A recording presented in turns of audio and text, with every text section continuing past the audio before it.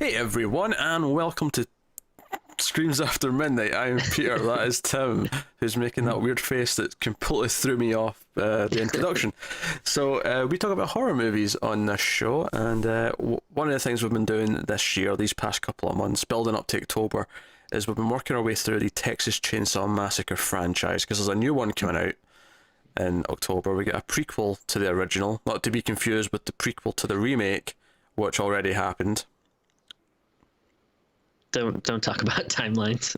Just Well, we're getting into timeline stuff now because we are actually on the fifth movie in the franchise. We've done the first four. Next Generation, which was the fourth one, was a curious oddity, to say the least. But then this one that we're about to talk about today is the 2003 remake of Texas Chainsaw Massacre.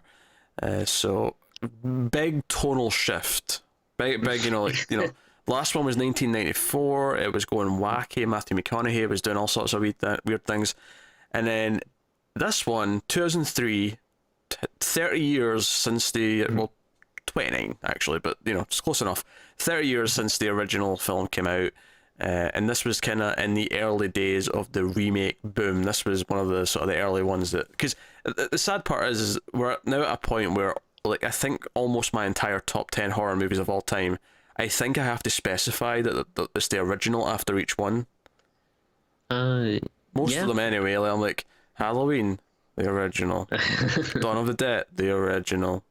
It's the whole list is I need to specify now because they've all been remade, which is infuriating. But yeah, so that's what we're going to talk about. You know what? I'm just going to give you a spoiler warning just now. I don't think there's much worth in us dancing around too much. Yeah, I mean, it's a pretty straightforward movie. I don't think there's any big surprises or anything you really give away. Yeah, obviously once we get towards the end, we will spoil the ending, but we typically go through in order, kind of, more or less. I'll at least won't do that first if you want to hear a little bit of it. But so it's similar to a point with the original. We have a group of 5 characters in a van traveling through Texas. There's a hitchhiker, or the hitchhiker themselves is very different compared to the hitchhiker in the original film. But lo and behold, they end up encountering a weird family and Leatherface himself with the chainsaw. And just like the original film, there is only one death by chainsaw. It's almost like a dark joke at this point that there's never more than 1 or 2 deaths by chainsaw. Yeah, I was kind of actually on a little bit more of a lookout to, because I think we had mentioned in some of the last ones about how it is kind of a joke at this point. I mean, I'm just saying, this is the 5th Texas Chainsaw movie, and we have maybe 6 or 7 total chainsaw kills after 5 movies. That's, for 5 massacres, that's not a whole lot. I mean, if that, definitely the chainsaw, is brandished, a lot in this movie. Not even. Yeah, I will say the one thing it does with the chainsaw in this movie, it always treats the start of the noise like a big thing. Like, it always, you always hear it start, and it's always revving, and it's like, and it's like, okay, Leatherface is coming. It's almost like, here's the music for Leatherface, it's just the chainsaw noise. And I would actually say this movie doesn't have a ton of Leatherface in it. I felt like he definitely does feel like a big presence, though, once he is on screen. Oh yeah, compared to the last one where he was basically just ignored for most of it. Yeah. So I guess I'll ask the question that I normally ask Tim. Do you like the Texas Chainsaw Massacre 2003? So. It's going to be a good. It's going to be a good answer when I ask that, and instead of yes or no, it's just so you. Well, I just want to say that remakes are usually something I think on the same page we're not the biggest fans of. Usually they seem kind of pointless. We're against it, and maybe this wasn't really necessary, but I actually don't mind it. I don't like it as much as the original, but I really don't have a problem with this movie. I'd say I like it. I don't love it. I'm not crazy about it, but I mean, to be honest though, it's not like this movie or this franchise had a ton of great offerings in it. Like, the first one is amazing, love it. The second one was a lot of goofy fun, but then after that, so there wasn't really much else, and I don't think this movie is bad at all. Interesting. It's funny, I hadn't seen this probably since around the time it came out. Yeah. Like, I don't think I've watched it since. This is the first time I've watched it in a long time. And I remembered thinking it was okay. I didn't remember hating it, I didn't remember having like this anger to it or anything like that. I didn't remember loving it. I just remember it being okay. I remembered a couple of moments, and that was pretty much it. So I was really curious getting into it this time to see, like, oh, how would I feel about it? Like, how am I going to feel watching this now, especially since I've refreshed my mind on the first one, the second one, seen the third one for the first time recently, and then Next Generation. Now, I was fairly confident going in that I was probably going to think it was better than the Next Generation, because the Next Generation was an absolute piece of garbage. This, I think you're more positive than I am. I think I am right down the middle. I think I'm right on that average line, and by that I mean I don't really like it. But I'm not angry at it either. I don't hate this. It's not like some other remakes where I am livid that it has the gall to exist. Like, I don't feel that way about it. Yeah, like it's harmless. And maybe it's because I'm not a huge Texas Chainsaw fanboy. Like, I like, again, the first two movies quite a bit, but it's not like, oh, this is my franchise, Leatherface is my boy, how dare they touch them. Like, maybe if I had stronger feelings on the series, I'd be angrier about it. But yeah, it's just kind of there. Do you know what kind of works in its favor, right? Is that, with the exception of the fact that they set it in 1973, right? Because it's not the same characters. It's not like there's a Franklin character. Like, there's no, thankfully. But with the exception that they set it in 1973, you could have easily just called this Texas Chainsaw Massacre. Pick a subtitle or just call it number 5, whatever you want to do, and it would be the fifth one. Like there's nothing. I mean, don't get me wrong. Yeah, there's all these family characters that weren't around before, but they've already done that. Like, the fourth movie already had a bunch of new family characters. The third one had a whole bunch of new family. Like, they've basically been ignoring their own continuity with that stuff anyway, as they've been going through the sequels. Yeah. At this point, that's kind of like a trope in the series where it's like, yeah, each one we're going to be introduced to more and more people in whatever town we're in that's like, either part of the family or somehow associated with this family. Exactly. So honestly, like, other than the fact that it's set in 1973, there's actually, which, don't get me wrong, I get why, like, yeah, sure, if you set it present day, like, okay, why has no one got a phone on them, kind of thing. So yeah, there would be some plot things you maybe have to rejigger, or maybe just set it a little bit earlier, just so you get around that stuff. But honestly, like, other than that, it could just be another sequel. Now, admittedly, obviously, maybe there's too many similarities to the first one, because there's some key moments that they do reuse. But for the most part, it kind of feels like a slasher movie sequel, where it's roughly the same, like, Friday the 13th 3 to 2, roughly the same plot, but with different key moments and kills and stuff.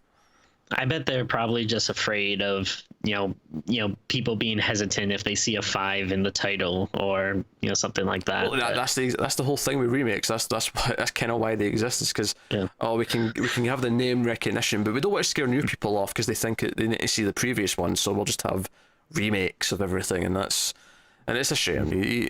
It's kind of, because for the most part, as much as this one's relatively inoffensive, a lot of them are not. So I mean, if you're doing a list of remakes, I think this would definitely be, if not the number one, pretty high to the top. Oh, it's not number one. Oh, come on now.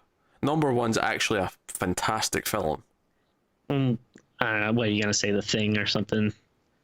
Oh no, I wasn't counting that. I'm kind of just counting it from like the 2000 on. Well, these horror remakes that started around this time and up until present day. Look at him thinking. Right. He wants to try and guess what I'm talking about. What remake is borderline masterpiece? I don't know. I don't know if I can He's really trying. think. What is that? I can't think of it. Maniac. Maniac is pretty good. I'll give that one to you. See, Yeah. there you go. Peter's right. But- That's the lesson here. But like in terms of I'm thinking more like the kind of like the big franchise things like the Nightmare remake or Halloween remake. Oh, sure, right. Yeah, beats them. Like that said, though, I mean, obviously we'll find out when we eventually get to it when we do the franchise. But I do think I like the Friday the 13th one a bit more than this. Like, I actually think I like that because with that one, I'd make the same argument. Is it other than a little bit of the remake stuff at the start, it could just be another sequel. Jason's killing a bunch of kids. That's kind of what most of those were. Like, you could just keep doing that. It's fine. So yeah, that's whatever. Admittedly, again, that's one I've not seen since it came out. So when we do that eventually, it'll be interesting again to go in and see it again with fresh eyes. Time to think about it and how do I feel about it now. But I will say this movie does kind of miss the point a little bit though. It does feel like a kind of glossy version of the original movie, and it kind of it's like it's trying so hard to emulate the grime by making everything dirty and it's desaturated and it has this kind of feeling to it, but it feels like they're trying to create the feeling without really understanding. And it's not surprising that this movie came from a music video director. Now, don't get me wrong, of course several music video directors have went on to become great filmmakers. That's not to say that they all end up being bad, but this one feels like he's still directing it like a music video without really understanding not understanding, but transitioning to the new medium properly. The all the sets and stuff, they look really gross and dirty, but in a very manufactured. Yeah, that's the word. That's exactly the word I was going to use. It's very manufactured. It feels just too perfectly grimy, and it feels kind of phony as a result. And that was, and the other thing that I actually think one of the biggest problems with this movie is the music. Oh, okay. And it's not that the music itself, in of itself, is badly composed by any means. It's just it does that thing where instead of enhancing what's going on, it feels the need to hold your hand and tell you how to feel with every single thing. The best example I've got for you is right at the start of the movie. It's when they pick up the hitchhiker, the girl, and she, of course, is scared because she's obviously ran away from the family, and then she eventually kills herself. One of the first creepy things she says, that's out of the ordinary, is she just kind of mutters, "They're all dead," and as soon as she says that line, the music goes, and it's like, you know what? That was a creepy line on its own. You actually ruined it with the music sting. Without the music sting, if that was just in there and you had to suffer with the silence, that would be way more creepy and uncomfortable. But because of the music sting and because of all the quick edits, it just feels when I say quick edits, it's not Saw level. And we may have already watched another Saw movie that we're recording right after this, and so when I say quick edits, I'm not talking Saw level of quick edits, but just quick enough that it's not really letting. I feel like the director here didn't trust himself to linger on shots for a long time, and there's a lot of quick edits, a lot of. It's a horror movie that the music is reiterating everything that's happening on screen, and it's almost obnoxious at times in how it does that. And then the filmmaking, the actual the editing and the cinematography. Well, there's actually some really nice shots in it. There's a couple of really nice stuff. There's Jessica Biel, who plays the main character. She's wandering out in the woods as the sun's setting, and there's all these. She's almost silhouette, and there's all these beams of light, and it looks really nice. And there's examples of nice shots, but the way they're cut together and the way it doesn't.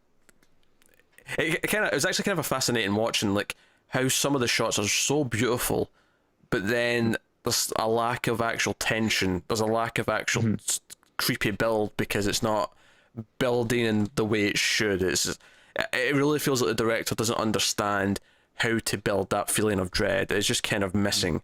And because of that, whenever characters show up, whenever Leatherface shows up, it's mostly just not that. I mean, I'm never scared by these type of things, but it's never got that feeling to it. It feels like it's going through the motions. It doesn't really understand how to make a horror movie, so it just feels like it's checking all the boxes without really understanding how they work. And especially if you were to do a side by side, if you did a split screen of Leatherface's first appearance in the original movie and this movie, they'd be so different. the first movie is just such a like shock, like out of nowhere, and again, it's I don't even remember. I don't think there was like any music, or if so, it was like No, very subtle, and then no yeah, but music. to hear, And do you know what it is it's still meant to be the same moment because he gets hit in the head and then he gets dragged behind the door and he slams it's a sliding metal door again and he shuts it. And so it's yeah, playing the exact same moment, but they're handled so differently. Like one of the great touches in the first one is the guy who gets killed. I don't know if you remember this, but he kind of trips. He kind of trips into the opening of the doorway, and then he looks up and he sees Leatherface, and Leatherface just like hammers him in the head. yeah, And he just like quickly shuts the door, and it's this. It's very visceral. Whereas this is like it's this low angle, and there's all this headroom above the actor, so something's going to be there. Like later in the shot, it's so choreographed. And then Leatherface shows up and he hits him in the head, and then he drags him, and it takes a little bit of time to get him to the door, and then he gets him behind the door, and then simple little thing, the sound effect for the door is just not as powerful. Like in the original movie, it feels like he's just slammed like a giant like door for like a nuclear like reactor or something. There's something that's meant to keep out a bomb, whereas here it's just like a sort of normal door. Just slide it. yeah. And again, all that is a sound effect. That's the only thing that I felt was missing there, and it just I don't know. It's yeah. Do you know what I think it is as well? I think I mentioned how it's all desaturated. Like they've taken a lot of color out, so everything's very kind of almost monotone and not monotone, monochrome. Sorry, I barely speak today. But it's got that yellow tint to it. It's almost like doing that on top of making everything look grimy actually kind of takes away from it. Like the griminess sticks out in the original because everything else is actually normal looking. It feels kind of natural. Yeah. I Yeah. don't know. I think there's a lot of misguided things in this. I don't hate it, but as I was watching it this time, there was a lot more things that were really bugging me. I was a little excited to watch it. Like you said, I think I had seen it more recently than you, but it's still been a while, for me. Like I probably watched it like some random year in like, 2007, 2008 or something. I think I still had like the DVD when I lived back home, so I probably watched it again at some point. But it had been a while, and again, I had memories of liking it, so I was fun to rewatch it. And yeah, like after rewatching, I wasn't mad. I wasn't like, oh, that sucks so much. But I am kind of like, yeah, I'm good with like I don't need to see it again. Yeah, I feel the same. I feel like I'm never going to watch this again now. I feel like in my head, I remembered it being kind of decent. After watching it, I'm like, it's relatively competent. It's like it's very workman. Like it kind of just does what it's supposed to, without really pissing me off, but without ever actually achieving any of the feeling or the effect or any of that kind of thing. Because I think the cast are okay. I mean, and I think the cast are fine. I feel like they're pretty boring. Like other than Jessica Biel, I really didn't care for any of the characters. Oh, I didn't care about any of them. I wasn't talking about the character. I was talking about the cast. Like, yeah. I mean, yeah, they're fine. Like none of them are bad actors or anything. yeah, like at least like I think they're at least somewhat memorable between each other. Not like after the movie. Like they're all pretty forgettable in that sense. But I just mean like. You remember there's a sort of jockey looking one, there's a sort of more nerdy guy, and like they're kind of distinct in that sense, which isn't too hard obviously, but it's appreciated. And I think this is kind of I mean it's not just this movie. You can say pretty much I think for a lot of movies in like this time period up until like today even still, where it's just like the cast is just like just a bunch of really attractive people, but no one with any like big standout personalities. Nah, that's fair. I mean, they're better than say I don't know the first Annabelle. Sure, yeah, like like something like that, or like Ouija. Like they're definitely better than like those people, but still at the same time. I wasn't watching this thinking you should be modeling like couches or right or like appliances. Like you're not the stock image people. At the very least, and obviously Jessica Biel's not bad. Like she's fine, and of course it's playing up to the series roots by her, or the slasher movie sleazy roots by like she's in this tight top the entire time, and it's very playing up on the sexuality a little bit. Because it does the ass shot, of course. The low tracking ass shot, which was a big moment in the original. And I'll actually say that that I liked the like everyone that played the like hillbillies, weirdo, townsfolk people. I thought they all did a pretty good job. I mean, yeah, Arlie Army. yeah, Yeah. he's not bad. Obviously, he's probably the standout. I think Leatherface looks not bad. Like I think the mask looks okay. It has a sort of imposing look to him, so I can appreciate that. It definitely feels like a 2003 version of Leatherface. It does. It really does. But that is much better than the next generation version of Leatherface by a mile. So no, that is very very good. Also, a side note, the first guy to die, the sort of main boyfriend character, is played by Eric Balfour. Oh, Kemper, yeah, that's his name. Yep. But he's played by Eric Balfour, who of course was played Jesse in the hit television show Buffy the Vampire Slayer. Oh, I didn't even realize that. Yeah, he was in the first 2 episodes. Yeah, that's that's a real deep cut. Yeah. But no, and the funny thing is, I remember knowing that is because I was already a Buffy fan in 2003. That's the year this show ended. But I remember seeing him and going, "Oh, that's Jesse from Buffy." Huh. Yeah. So there you go.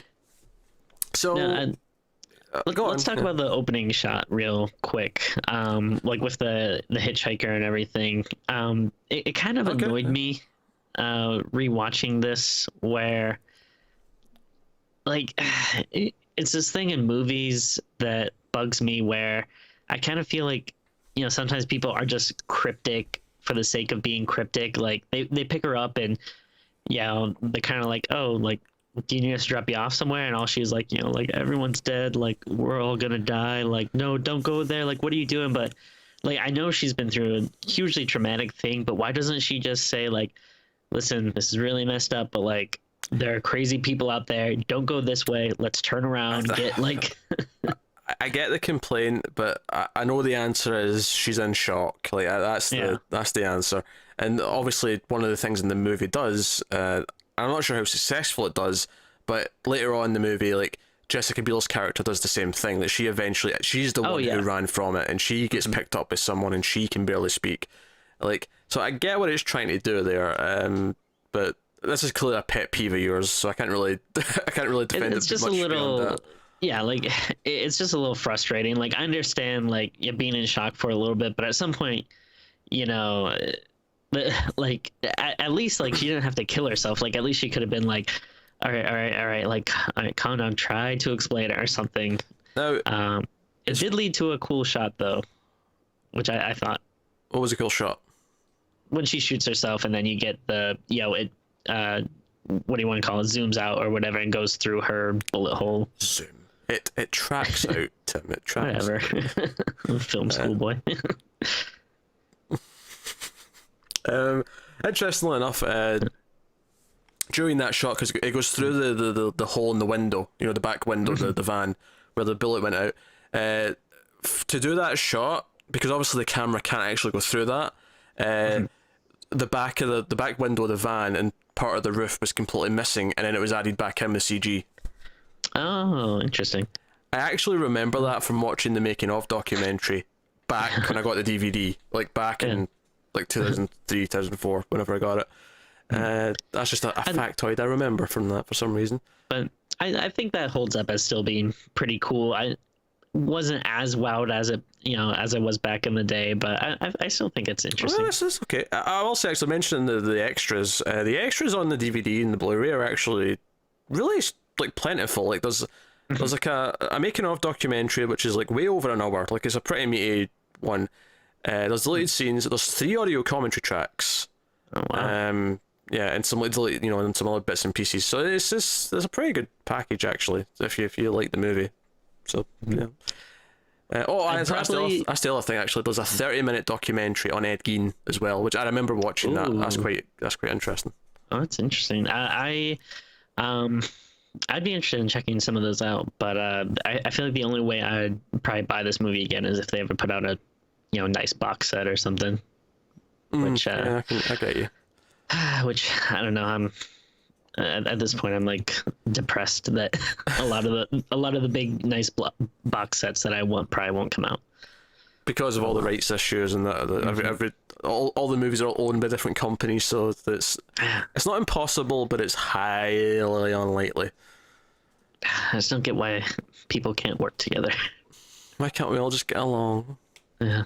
What was I going to say? Oh yeah, so you mentioned the opening scene, but that actually isn't the opening scene. I mean, it's the opening scene of the main part of the story, but there's instead of the text scroll, we have the voice speaking and kind of saying a similar thing, but it happens over like crime scene photos and a little bit of footage, and we get the famous sort of the camera sound effect, and it's I think of specifically the Texas Chainsaw Massacre with this kind of sound effect, and yeah, I like that. I like the whole idea. It was treating it like it was a documentary almost for a minute, and then it cut to the movie, and I almost felt like but that documentary had a really good tone to it. Like I almost would like a hard like crime documentary version of a Texas Chainsaw movie where it actually is like them following up like after the fact. So I think that could be fun.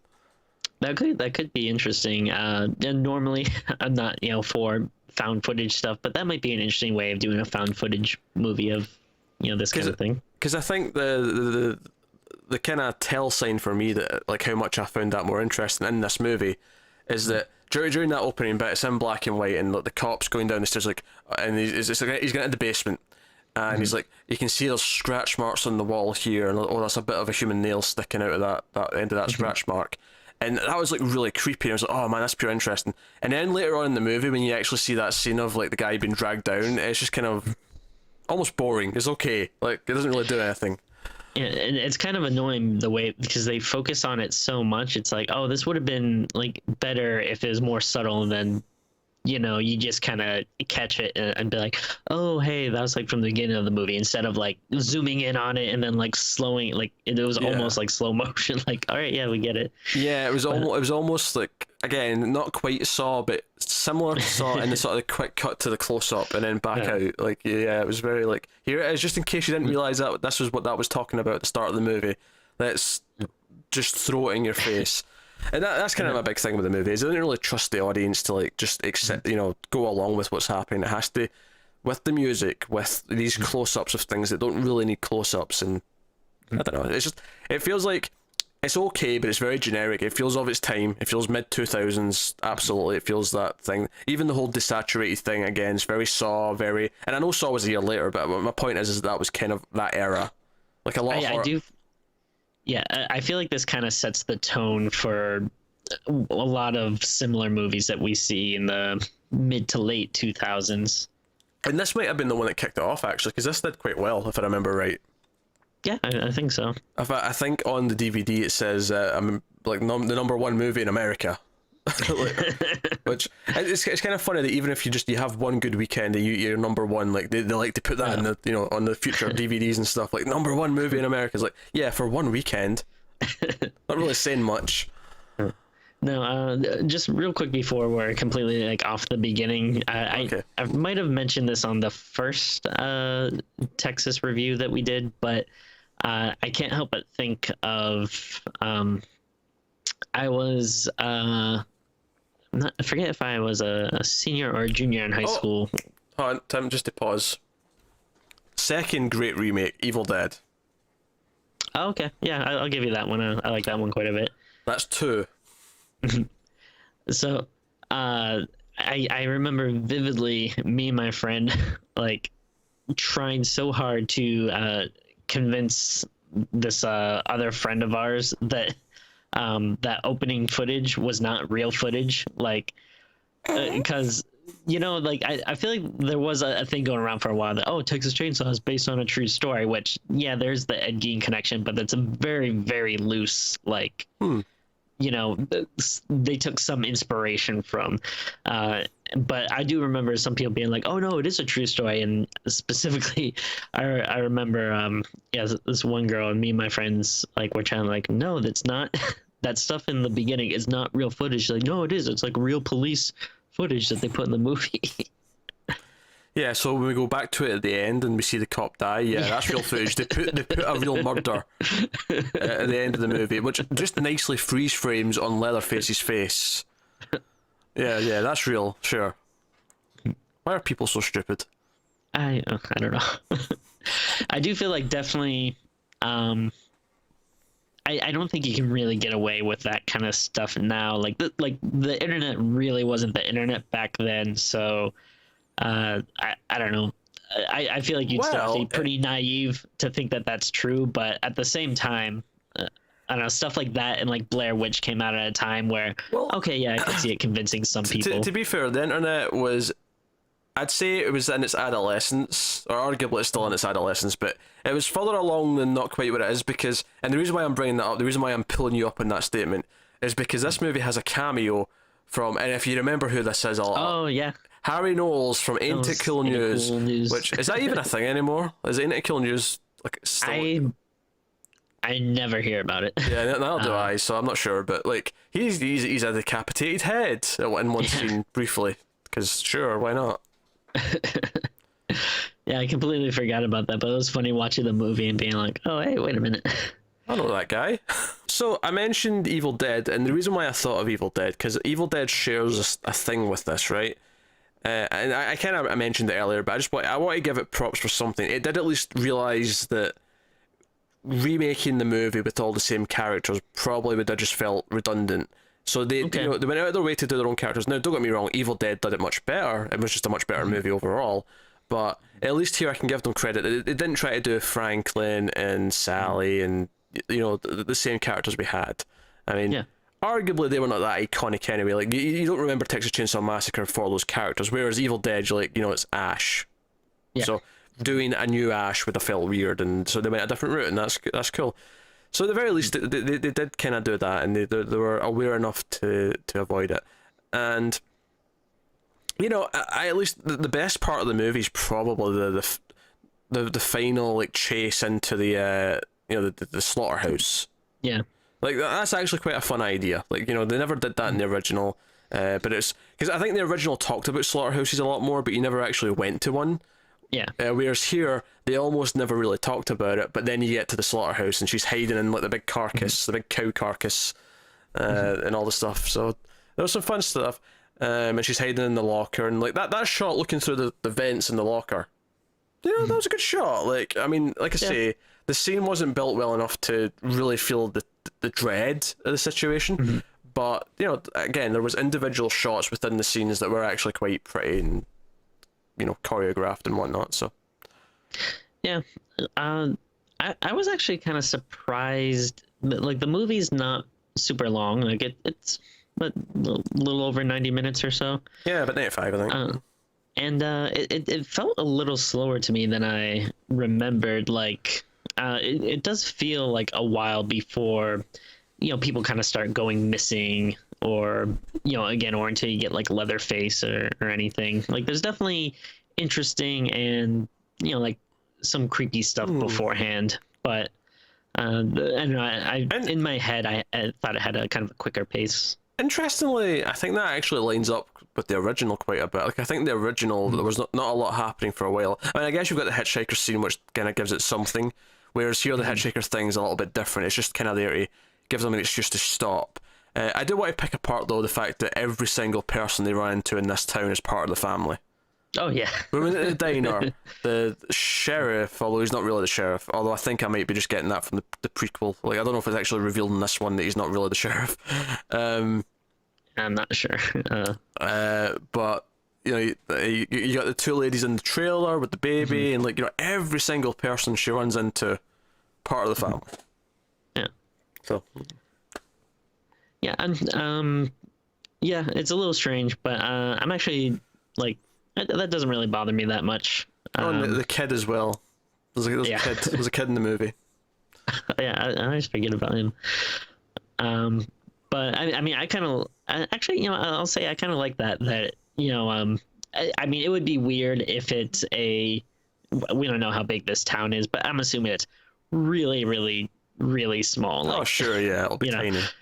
Like, it would be weird if it's like, a town of like 1,000 people or something. But I think it's kind of interesting that it's like, we always have that thing in these movies where they run into someone who later, you find out is part of the family, and this it's like, oh well, guess what? Everyone is in on it. Okay. And I thought everyone like did a good job of being creepy, like the that scene where she runs into the trailer and you have the I forget, like the lady, like the bigger lady and the like kind of the motherly lady with the baby. Like I was like, oh, like they did a good job. Like, oh, they're kind of weird and there's something off about them. I don't know. I thought it had a nice weird southern charm to it. Yeah, charms, maybe not the word that I would use to describe anything in this movie, but yeah, sure, sure.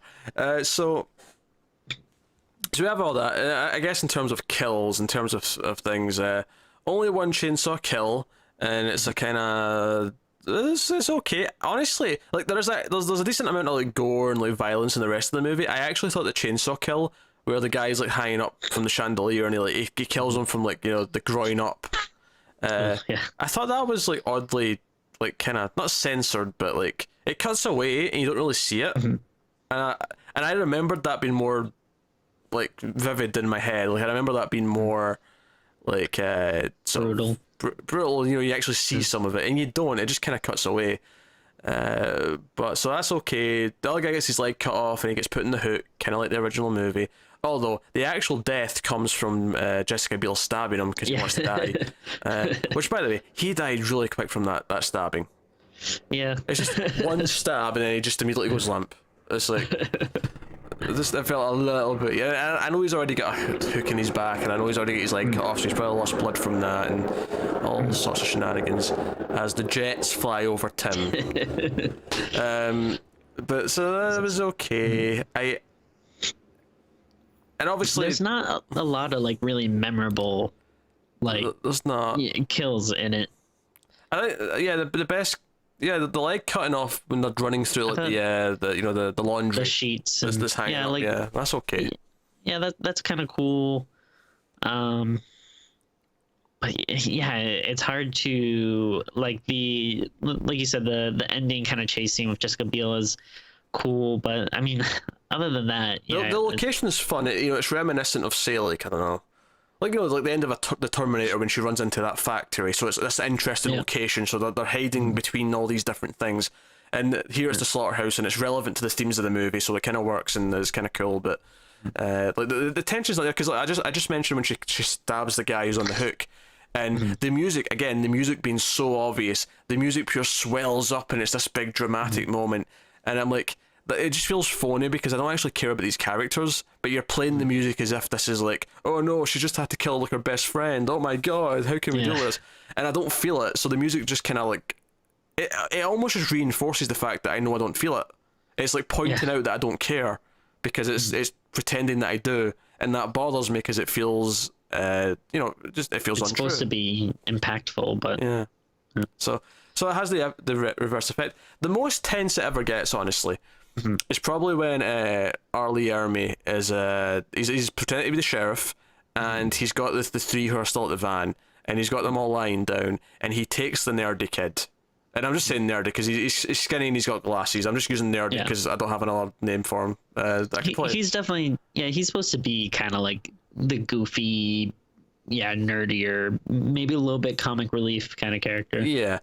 And he takes him into the van and he insists on him showing him, and he gets very scared because this is very intimidating, and he's like, show me how she killed herself, the hitchhiker. And he's like, oh, take the gun, show me. And he points it to his chin, and then he says, no, it wasn't in the chin. There was no hole in her chin. Put it in your mouth. And that scene I thought was relatively tense, but I think a lot of that was mainly because the acting. And not just, Ermey was really good, but I even think the kid who was acting scared, I think he was doing an okay job. So that scene I thought was pretty tense, but that was about it. Yeah, I actually like those scenes, and then even when he decides to take him in, like he's under arrest and he's driving them back, and that was good. He like hits him in the face with a bottle and that and stuff. I thought that stuff was good, but again, it's like you don't want that to be like the standout scene in a Texas Chainsaw Massacre. I mean, it can be a standout scene. The problem is, though, is nothing else even kind of rivals it. Yeah. Nothing with Leatherface kind of holds up to that. Like, Ermey's character is very much the memorable part of the movie, and Yeah. it's good. I mean, he's great in it, but it kind of points out how lacking the tension is in the rest of the movie. And I think the reason why it's tense beyond his acting is just the idea of like someone you're supposed to be able to trust, like the police. Like they're supposed to be there to help you. The idea of him perverting that and using that authority to turn you into a victim, like that is actually like real kind of horror, and it hits a chord because of that, I think. Whereas the rest of it, it's just not shot well enough, and it's not presented well enough to actually make Leatherface intimidating all that much. So it's a shame in that extent. And at the end, so Beale runs away. She actually cuts off Leatherface's arm. She cuts off a whole arm. Any thoughts, Tim? Yeah, I don't know why they would do that. I mean, it makes for a brutal moment. It almost feels like they were not really thinking about sequels, though. It's like, you're going to have a one-armed Leatherface for the rest of these movies. It's pretty hard to hold a chainsaw. Which, of course, they tackled that by going with a prequel next instead of a sequel, as you well know. But, yeah, so he gets his arm cut off, and she ends up, like, in the truck, like the hitchhiker at the start, like, being kind of delirious and not making much sense. He pulls over at the sort of the diner that the woman owns, and the whole family's there, other than Leatherface, because he's just had his arm cut off. She actually sneaks in and grabs the baby that was kidnapped from previous victims, and the movie ends with her driving off with the baby. Before we, obviously, there's one final jump scare, of course, because Leatherface, chainsaws the side of the car as she's driving away. Yeah, and she runs over Arlie Ermey before she leaves. Oh yeah, she runs over him, then backs up and runs over him again to make sure he's dead. Yeah. So that's how it ends. Yeah, so not horrible ending, I guess. But yeah, again, it just kind of leaves you in this very, or I mean, at least for me, it just left me in this very like neutral state of like, okay. And I agree. I was kind of like, yeah, that was a movie. Yeah. Which is almost worse than just like hating it and thinking it's bad, because it doesn't really. It's not even eliciting a reaction. It's just kind of like, yep, that existed. That was a thing. Yeah, because if there's something like a, like if there's a really bad, Nightmare or Friday the 13th sequel that's over the top horrible, you might still want to rewatch it just out of the goofiness or sheer craziness of it. But yeah, when it's just kind of middle of the road, like unless you're doing like we need a marathon where you watch every single Texas Chainsaw Massacre, like there isn't much of a point of need to rewatch it. Nah, and I mean, if I'm going to give it compliments, if I'm going to say, does it do anything better than the original? I don't know if I'd say it does anything better, but I will say there's at least a couple of things that the original had that was, I would say, is a negative. And this one kind of avoids a couple of things.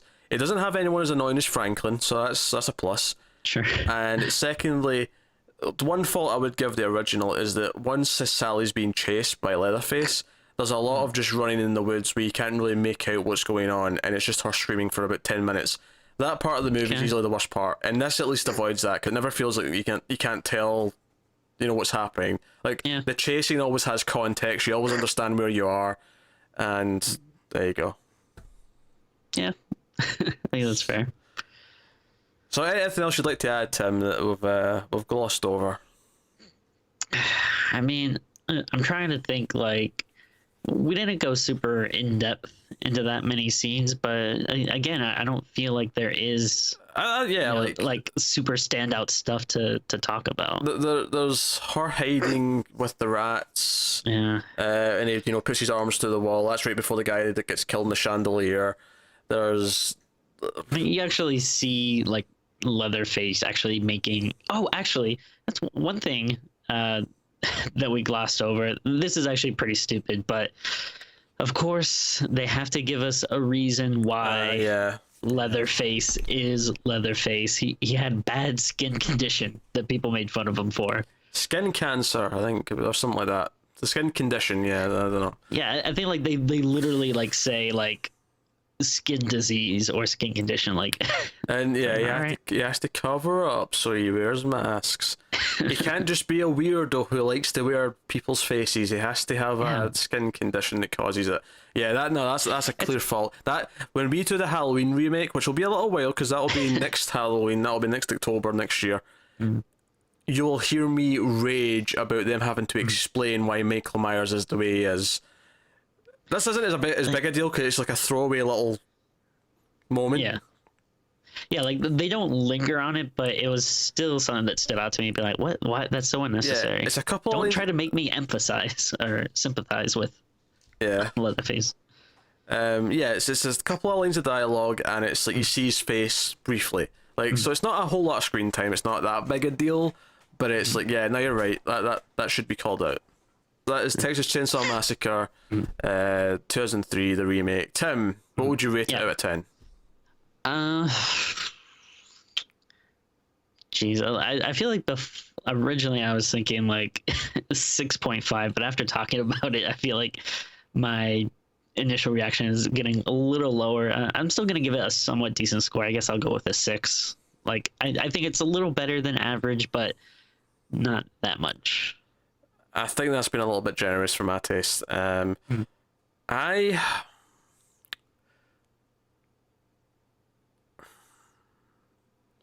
actually going to go as low as a 4.5. Oh, wow. I was going to give it a 5, right? I was going to give it a 5 because it's kind of straight down the middle. It doesn't make me angry, and it definitely doesn't make me angry. But here's the problem. There's so much of it that just kind of misses the point, and it kind of just exists because it exists. Like, it is kind of pointless. Like, it feels pointless. And because it misunderstands how to actually build the tension and build the horror and what makes the movies work, and it just kind of does generic music to tell you what's happening and all these other things. There's just enough of it that I think it doesn't get right that I have to go a little bit lower than a 5. So 4.5 is my score. So which is lower than I don't remember what I would have given it like at the time, but it was definitely not that low. Yeah, like I feel. I mean, again, it's been a long time since I've seen it, but at the time, I probably would have given it like a decent 7 at least, maybe even a 7.5. That was what I was going on by memory, but yeah, rewatching is it's actually disappointing because now. I mean, this is a really boring thing to say, but to sum it up, it's just really generic. Yeah, and I wonder if maybe we have better memories of it because at the time, like we said, this kind of kicked off movies that kind of looked and felt like this. Maybe at the time it felt a little different, but like looking back on it now, when we kind of have this sea of shitty early 2000 movies. I mean, we were teenagers. Maybe we saw this before we saw a lot of other things. Maybe it just fared better because of that. I don't know. True. Certainly watching it now, though, it kind of feels generic and ill-advised and not anger-inducing. It's not like the worst thing ever by any means. It's just kind of there. It kind of exists.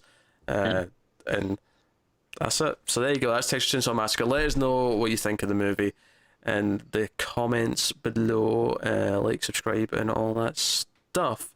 If you want to help us out, go over to patreon.com/MailFuzzTV. You can do that over there. You get some bonuses, including voting. And I'm not going to tell you what they are. In the next episode, I'll actually announce what the voting is. But the vote, because obviously, basically, once a month, patrons get to vote. In the $5 tier, they get to vote for one movie that we're going to do the following month. This month we did the Fall of the House of Usher, which won the vote for last month, for this month. Because next month we're voting for October, because September we're getting into, so we're voting for October there, and we're doing extra episodes in October because we do the Octoberthon, which is basically just us squeezing out as many episodes as we can possibly manage. So because of that, the patrons are going to be getting 2 votes. Right, they're going to get 2 votes, but on top of that there's going to be a 3rd vote which is open to everyone. So there's going to be 3 votes in total. Patrons will get to do all 3, and then there'll be one of them will be for the public as well. And I'll reveal at the end of the next episode what the actual votes are, what the movies are, because that next episode will be in September. So So yeah, so go and check out Patreon. But that is us. So thank you once again for watching. Keep watching scary movies, and we'll see you next time.